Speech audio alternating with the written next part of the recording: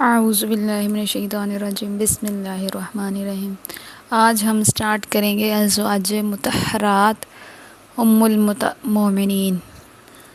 آج ہم ان کی سیریز سٹارٹ کریں گے۔ سیریز کا پہلا دن ہے۔ ام المؤمنین حضرت خدیجہ الکبریٰ۔ نام حضرت خدیجہ کا نام خدیجہ نام، ام ہند کنیت اور طاہرہ لقب تھا۔ خدیجہ رضی اللہ عنہما بنت خلید بن اسد بن عبد العزیٰ بن قصیٰ۔ ماں کا نام فاطمہ بن زائدہ تھا، جو خاندان عامر بن لویجی سے تھیں۔ حضرت خدیجہ کے والد خلید بن اسد ایک کامیاب تاجر تھے اور نہ صرف اپنے قبیلے میں بڑی باعزت اور باعظمت شخصیت کے مالک تھے، بلکہ اپنی خوشی اور دیانتداری کی بدولت تمام قریش میں بے حد محترم تھے۔ حضرت خدیجہ الکبریٰ رضی اللہ عنہما عام الفیل سے 15 سال قبل 555 عیسوی میں پیدا ہوئیں۔ بچپن ہی سے نہایت نیک اور شرف الطبع تھیں۔ جب سن شعور کو پہنچی تو ان کی شادی ابو خالہ بن نباش سے ہوئی۔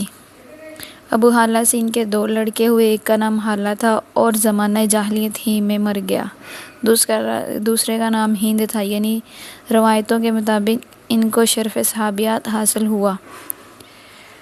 ابو خالہ کے انتقال کے بعد حضرت خدیجہ کی دوسری شادی عتیق بن عابد مخزومی سے ہوئی۔ ان سے بھی ایک لڑکی پیدا ہوئی، اس کا نام ہند تھا۔ کچھ عرصے بعد عتیق بن عابد بھی فوت ہو گئے۔ ایک روایت کے مطابق حضرت خدیجہ کا تیسرا نکاح ان کے ابن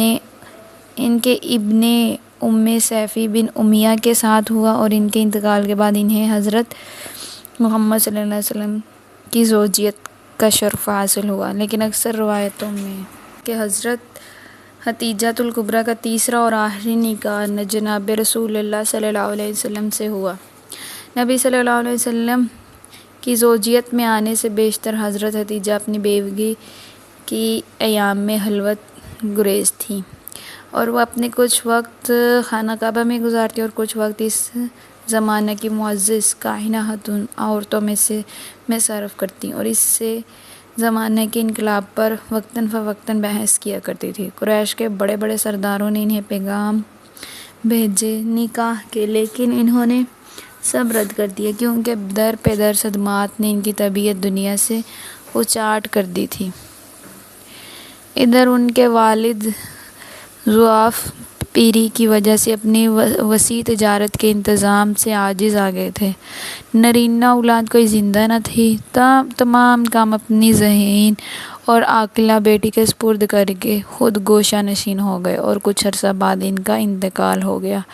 خدیجہ الکبریٰ نے تمام کاروباری تجارت نہایت احسن طریقے سے جاری رکھا۔ اس وقت ان کی تجارت ایک طرف شام میں پھیلی ہوئی تھی اور دوسری طرف یمن میں۔ اس وسیع کاروبار کو چلانے کے لیے انہوں نے ایک بڑا عملہ رکھا ہوا تھا، جو متعدد عرب، یہودی اور عیسائی ملازمتوں اور غلاموں پر مشتمل تھا۔ ان کی تجارت ان کی دیانتداری کی وجہ سے روز بروز ترقی کر رہی تھی، اور اب ان کی نظریں ایک ایسے شخص کی متلاشی تھی جو بے حد قابل، ذہین اور دیانتدار ہو تاکہ وہ اپنے تمام ملازموں کو ان کی سرکردگی میں تجارتی قافلوں کے ہمراہ باہر بھیجا کریں۔ یہ وہ زمانہ تھا جب سرور کائنات کے پاکیزہ اخلاق اور اعلیٰ صفات کا چرچا مکہ کے گھر گھر میں پھیلا ہوا تھا، اور آپ ساری قوم میں امین کے لقب سے یاد کیے جاتے تھے۔ یہ ناممکن تھا کہ حضرت خدیجہ کے کانوں تک آپ صلی اللہ علیہ وسلم کے اوصاف کی بھنک نہ پڑتی۔ ان کو اپنی تجارت کی نگرانی کے لیے ایسے ہی ہمہ صفت موصوف شخص کی ضرورت تھی۔ انہوں نے حضور صلی اللہ علیہ وسلم کو پیغام بھیجا کہ آپ میرا سامان تجارت کے لیے شام تک لے جایا کریں اور دوسرے لوگوں سے 2 چندہ معاوضہ آپ کو دیا کریں گی۔ حضور صلی اللہ علیہ وسلم ان دنوں اپنے چچا ابو طالب کی سرپرستی میں تھے۔ انہیں وقتاً فوقتاً حضرت ختیجہ کی تجارت کا حال معلوم ہوتا رہتا تھا۔ آپ نے حضرت ختیجہ کا پیغام منظور فرما لیا اور تجارت کی چیزیں لے کر بصرہ ہوئے۔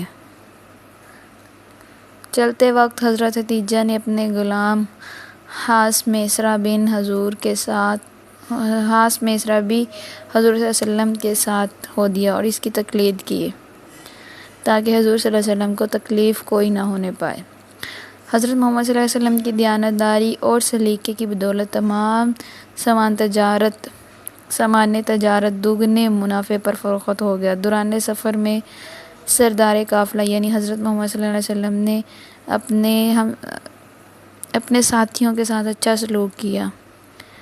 جب قافلہ مکہ واپس آیا تو حضرت ختیجہ رضی اللہ عنہما کو ان کے سفیر کے زبانی میسرہ کے مطابق پتہ چلا کہ حضور صلی اللہ علیہ وسلم نے مال تجارت منافع کے ساتھ بیچ دیا ہے تو وہ بے حد متاثر ہوئے اور اپنی خادمہ یعنی سہیلی نفیسہ رضی اللہ عنہ کی معرفت حضور صلی اللہ علیہ وسلم کو نکاح کا پیغام بھیجا۔